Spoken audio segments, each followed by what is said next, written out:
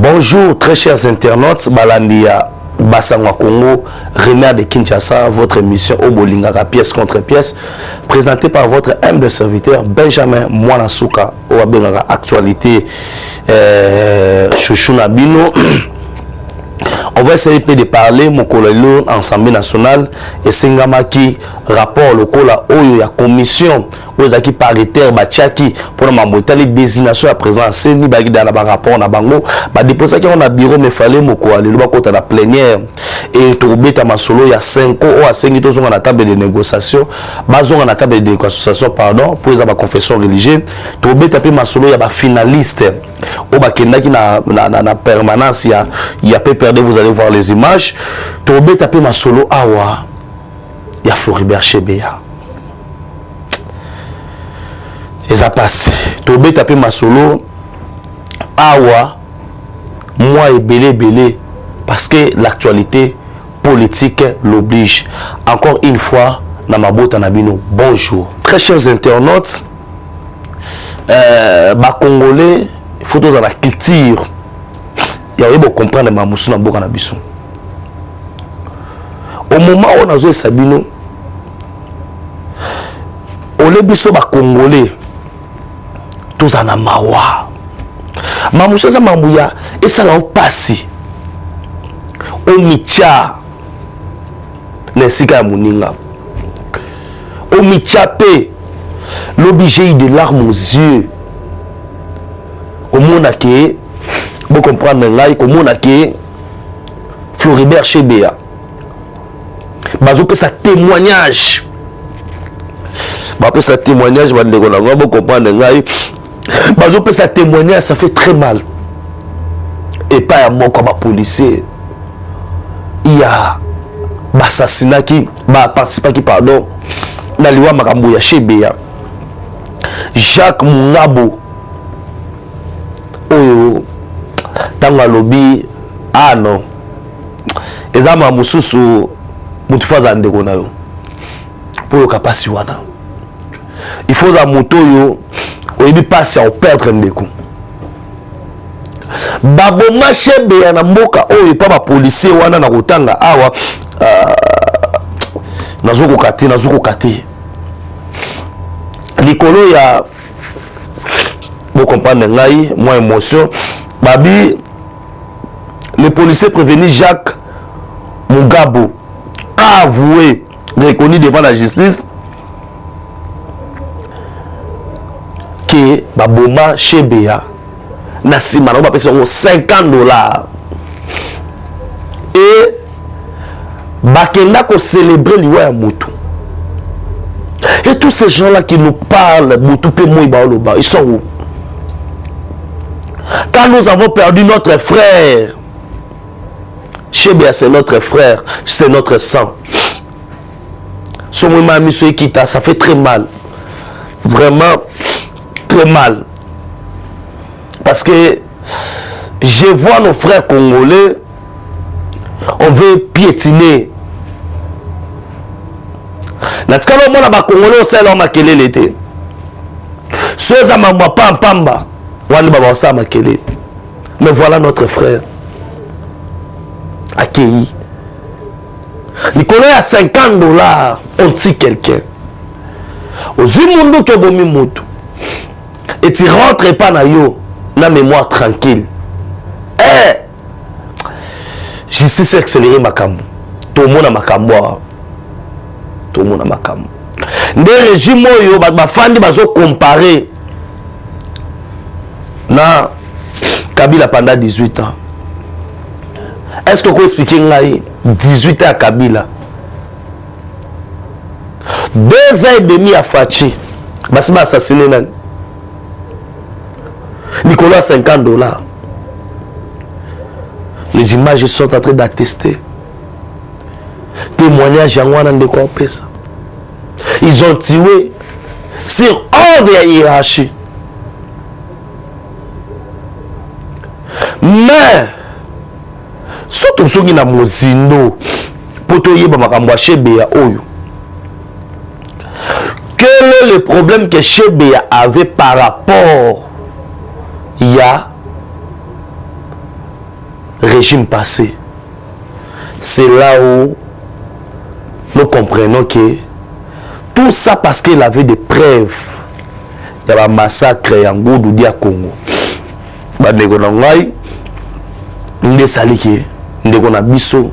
À se retrouver dans ma belle. C'est parce que Chebeya a défendre la famille n'a été. Bana n'a été, moi si n'a été. Si vous avez la défense à moi si n'a bana, matiki moi si qui tombe au bon côté. Si vous avez la bana n'a été, matiki va faire les wanate. Mais parce que défend le Congo. Il y a un monde en Ngaï. Et moi si n'a Bible jamais. Apparemment tout le monde a santé nos habitants n'a non. Santé ça la bien, et ça la bien. Le Congo d'abord. Tu vois, là, drapeau, c'est d'abord mon pays. Il y a un peu de gens qui ont double nationalité. Et quand il y a un Congo, tout le monde a ministre ou libre Congo. À comment dans l'aéroport, il y a Mayakuna, dans Brazzaville, ministre comme un américain. À comment Wangana. Mais nous n'avons que ce Congo. Et nous défendons que cette république. C'est le Congo ou rien. Pourquoi on est là? Pourquoi ça n'a pas passé? Parce que je vois que non, Boulonga dans ça l'élo. Boulonga dans ça l'élo. Chebe n'a pas ça là qui en et ça lui a coûté la vie. Soit le a l'obité, il y a l'obake, l'obi pe ngaïpe, ma bémo yoko melanga, et ce comme il n'y aura personne pour en parler. C'est pourquoi je dois parler.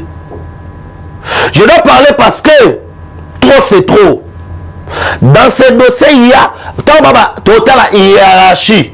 John Numbi était fidèle à qui? À Joseph Kabila. C'est pour dire ce format. Il faut qu'on tasse au pénis. Non. L'état de droit, la paix, la tranquillité, le l'homme limo ya chebeya et qu'on fait nana qui n'y a jamais ceux qui aussi longtemps bateau oyo baza ba responsable liwana e bateau baza ba commanditaire bazo tambola l'hôpital président na zolo ba on qui passe na motema ma Brigitte Kaja non qui passe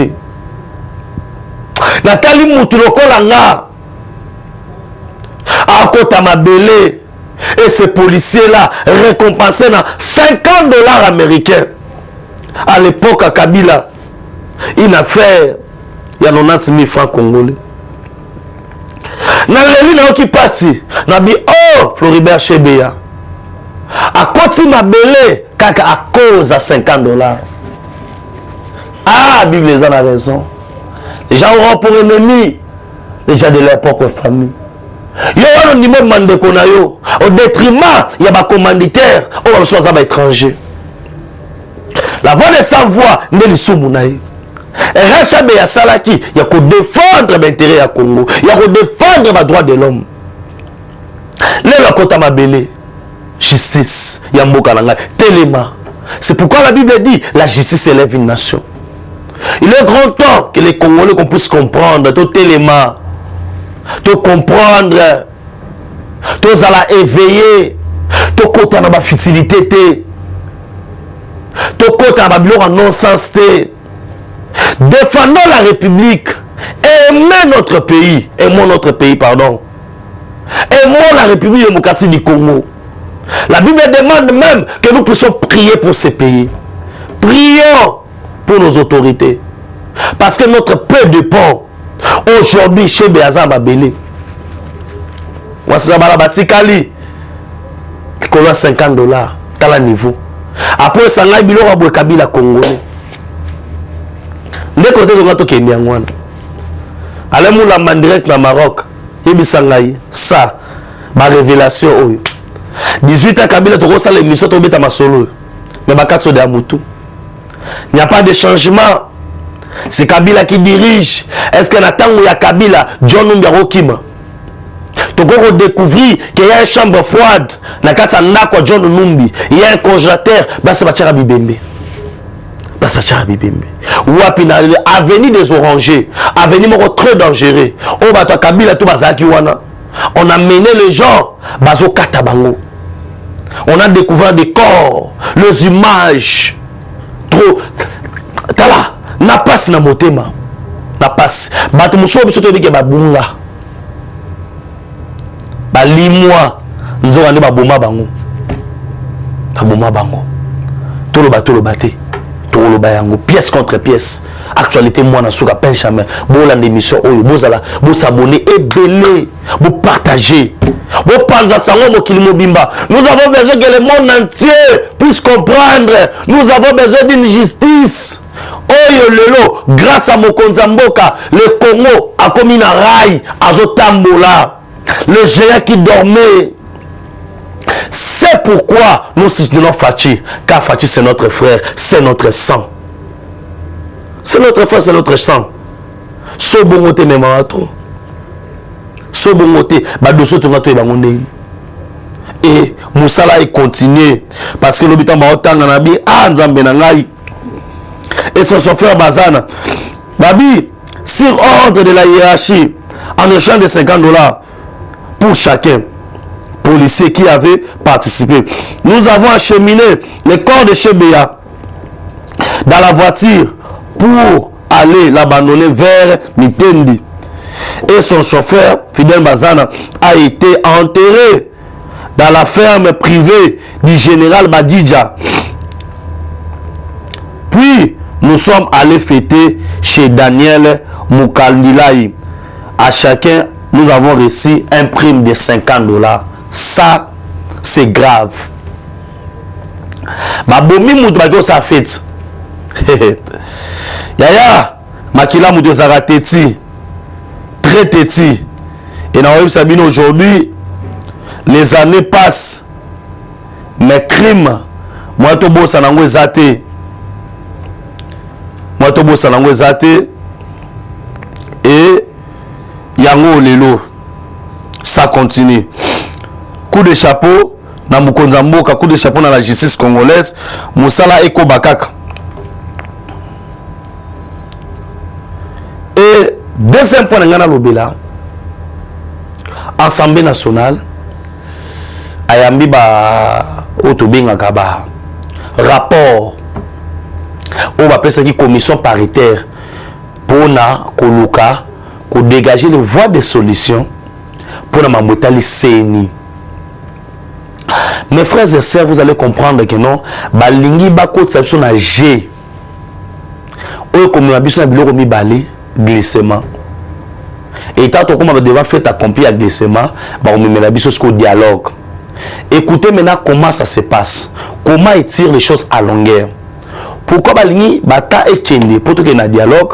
Parce que aujourd'hui les élections pour ça manamoka na biso, ce n'est pas seulement autre bengi si les politiques s'entendent. Les politiques peuvent s'entendre, mais si l'animateur y a CENI en retard, même si par un baguette magique, ils ne pourront jamais faire les élections à temps. Donc, on a bien à s'expliquer.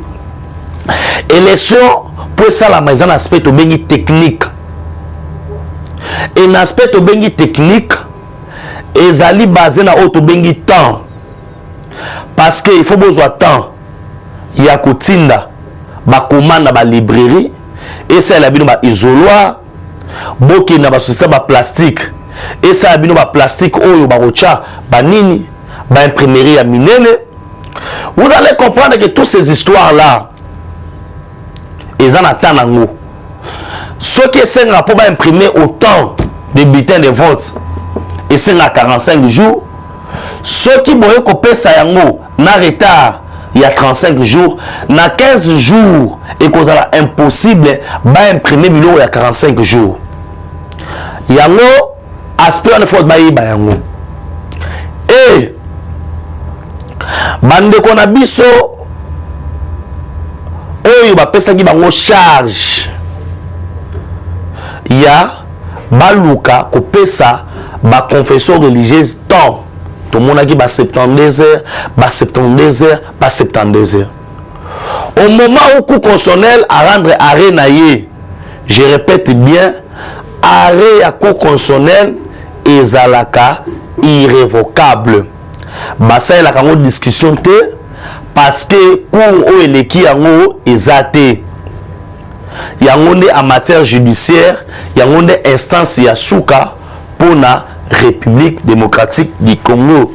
Yango moni kula c'est la Cour constitutionnelle nde a jijaka ancien premier ministre premier ministre président de la République en fonction à cause de juger la Cour constitutionnelle. Si koyo boka les dessous des cartes.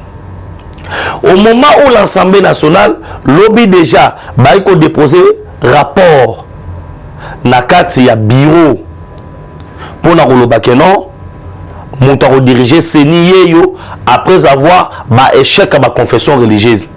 Nde tozomona bandeko ya 5 ans conférence épiscopale du Congo yesu ko monter au chrono pour na kosenga que non bazonga na table de négociation basolola. Or moi je sais que les hommes de Dieu doivent être guidés par le Saint-Esprit et que les hommes de Dieu c'est Dieu qui les conduit. S'ils sont conduits par Dieu réellement, je sais qu'ils devaient trouver une solution. Mais on vous a donné tout ce temps-là pour trouver solution. Solution à 5 ans qui est un chef de l'État. Pourquoi le chef de l'État? Pour endosser échec na bango. Endosser ma surtout dans mon Congo chef de l'État que non, tant que n'a kuta na Fachi. Fachi nous a parlé, Yango Bisoto Boyaki, il voulait influencer le président Seni.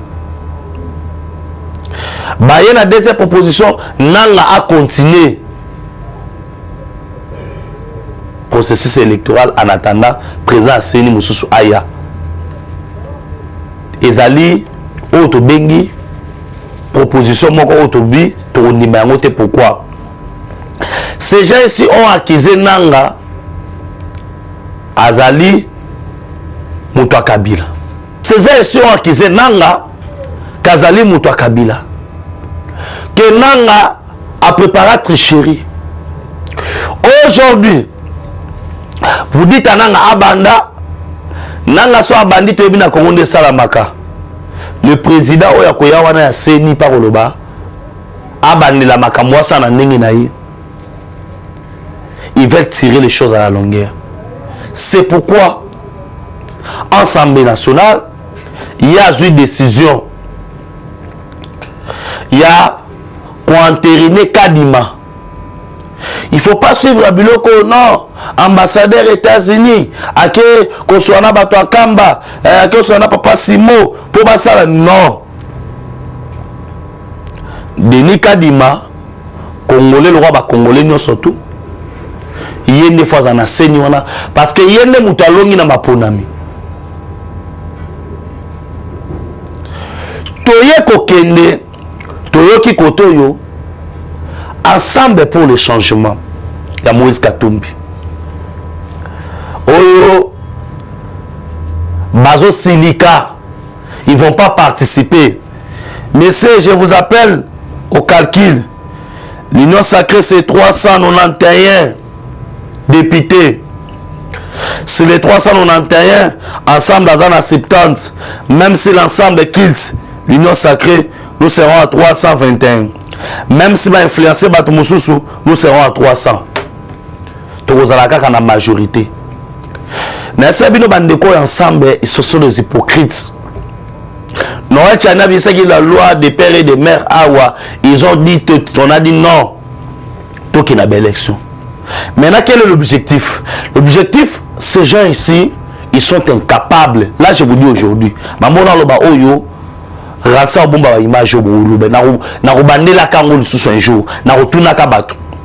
ces gens, ils sont incapables de faire l'élection. Ils savent qu'ils seront bâtis haut le main dans l'élection. Car le bilan du chef de l'État est largement positif. Et j'ai plusieurs vidéos où on a relaxé le banzeli, banina, baloufou et tout consort. Ils savent que va combattre biso dans l'élection. Maintenant, on doit tirer les choses à la longueur pour dire que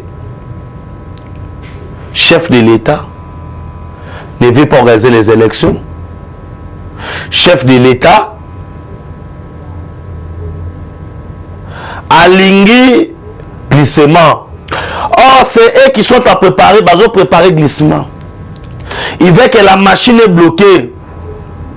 C'est pourquoi la 5 ans sauté premier pour dire que non, nous sommes retournés à la table à négociation. Mais bande konangai, tous à la humain, vous voulez nous prendre comme état de con? On n'est pas intelligent ou quoi? Boti kofanana les 6 confessions religieuses bino 2 au ça les 8. Pas plus tard que semaine passée. Il n'y a pas eu un compromis parce que tout le monde recherche ses intérêts. Et au moment où nous attendons dans 5 ans, il y a une preuve. La justice est basée sur les preuves. Amène-moi les preuves, je vais te dire les droits. Sans preuve, comment on peut avoir raison? Vous avez dit que non, on nous a menacés. Il y a eu des tentatives de corruption. Et tout consort. Vous voulez retourner à la table parce que la Cour constitutionnelle a tranché. Parce que commission paritaire et Assemblée nationale et Nanyaza Oseko na bango liboso Moïse Katumbi.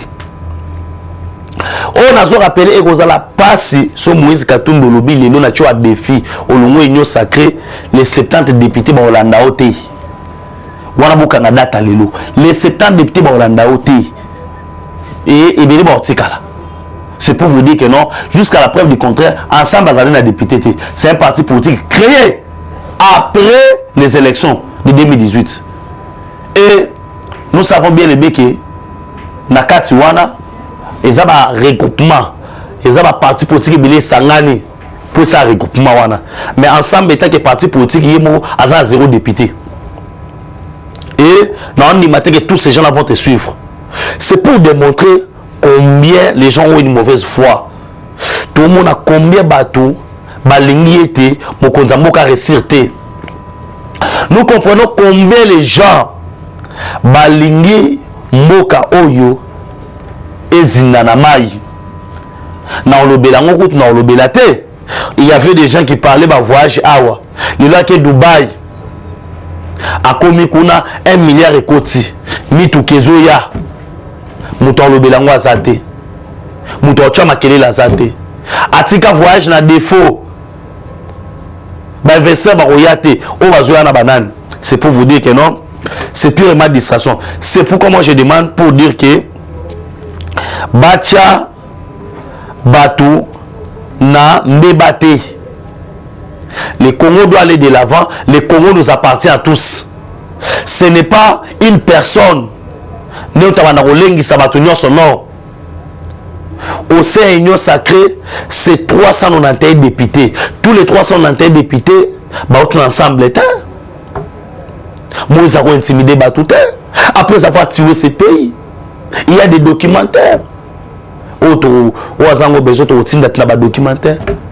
Bon mon andenge batiki mboko. Bon mon andenge ba souffrir 120 km de là où alikale mabulu boina boy. Botande bana bazo que les classes na passe. Parce que pendant 18 ans, on n'a pas si construit des écoles. Et aujourd'hui, les mêmes gens, vous voulez mettre des coques à jambes devant les chefs de l'État pour dire que ça n'a pas marché, ça n'a pas fait ceci. Préparez-vous pour les élections. Soyez prêts, arrangez-vous. Parce que le bilan du chef de l'État est largement positif. Largement positif. Et Nakena Seja Souka, Bota la nenge Kabila Bomamboka, Bana bazuite un examen d'État, Bakena permanence à IDPST, il y a INCT, il il y a Palouté, il y a FDCT, Baké na permanence, il y a PPRD. Les images parlent. Baké c'est Kabila Zonga. Pourquoi Kabila Zonga? C'est que Kabila nous peut un diplôme gratuitement. La loi demande fort. Les enfants doivent apprendre à travailler. C'est pas pour critiquer les autres. Mais on a étudié dans les universités. On a eu des amis. Oh, chaque jour, à ce moment-là, photocopier ma note. Pour beaucoup mater. On a des diplômés dans ces pays. Diplômés parce qu'il y a un papier. Sur papier. Il y a papier. Mais, Moutou. Aujourd'hui, si on veut détruire une nation, un pays, Bakonukate Kiro, Bachela Bango bombe. Balobi, commencez seulement à détruire l'éducation. Sur le lobo mbo kanga pepe mora en otage. Bon détruire l'éducation. Nakatsa bana maele bazali. O baza moi mukie. Mais ba diplôme na ba comment qu'on soit. Moi na ebo komate. Aibo tangate, mais diplômé d'état. Et chose grave, bana bako cité, bakei ko déclarer et pas muto alinga comme ça congolais ba bourrique. Muto na ko ça congolais ba bourrique banani Kabila. Oyo ya alinga comme ça ba congolais ba bololé pe ba bourrique. Yango bana na bakenda ki kuna. C'est comprendre comment on avait détruit l'éducation de ces pays. Coup de chapeau, la ministre Tony Mwaba. Et je rappelle que l'examen était Salamaka. Et Zali, professeur Batang Sabana, ne va composer un questionnaire. Au Batang Sabango, Banda, tout, première CO, deuxième Ti, Bakumana, sixième. C'est comme ça que les examens d'État sont composés dans notre pays. C'est pour vous dire que ministre Sangan est à Zéna Kambouté. Mais bana balaki si place mutandoko saba bourrique. Joseph Kabila Zonga pour avoir un diplôme en fait. Non, faut aux la méritocratie. On doit mériter. Hein, pour notre diplôme, il faut être fier quand il est diplômé. Il y a moutou eza rotonda. Que être diplômé moutou vide. Cela démontre comment Kabila Bouma Mboka. Na komi na suka. Et nous sommes konelo na personne de konanga ransi merci merci minute bolanda ngai mokili mobimba na ko Sabino le bilan du chef de l'État est largement positif. Merci. Eshima, votre magazine qui bat au rythme de l'actualité. Retrouvez la nouvelle édition. Exclusivité, Sakombi Molendo, le pionnier de la bancarisation. Le ministre des Affaires foncières a signé le 3 juin 2021 avec son collègue des Finances l'arrêté interministériel portant bancarisation des opérations foncières et immobilières supérieures ou égales à 10 000 $ américains. Une première en RDC concrétisée par celui qui fait figure de porte-étendard de la numérisation et de la sécurisation des titres fonciers. Aimé Sakombi Molendo est de plein pied dans la matérialisation de sa politique qui suit la vision du chef de l'État, Félix Antoine Tshisekedi, celle de faire du numérique un levier d'intégration, de croissance économique et de progrès social. Nation, gouvernement des warriors, bilan de gestion des 100 premiers jours du gouvernement Samalou Kondé. Sonas, le DG Lucien Boniemé Ekofo présente un bilan largement positif pour les grandes réalisations du premier semestre 2021. À lire également l'interview de Seth Kikouni portée sur les questions d'actualité. À la découverte de Tissia Mukuna, la DG de la marque La Quinoise, café planté et transformé à Kinshasa. Interview exclusive de Richard Ilunga, DG de l'ONIP, qui confirme l'identification de la population congolaise avant les élections 2023. Un an de patrouille financière, les audits de l'IGF mettent à l'écart les mandataires impliqués dans la mauvaise gestion des deniers publics grâce à Jules Alinguete, inspecteur général des finances, chef de service. Une analyse sur les coups d'État en Afrique et leurs conséquences. Retrouvez l'intégralité du magazine Eshima dans les kiosques. Eshima Magazine, un nouveau standard d'information.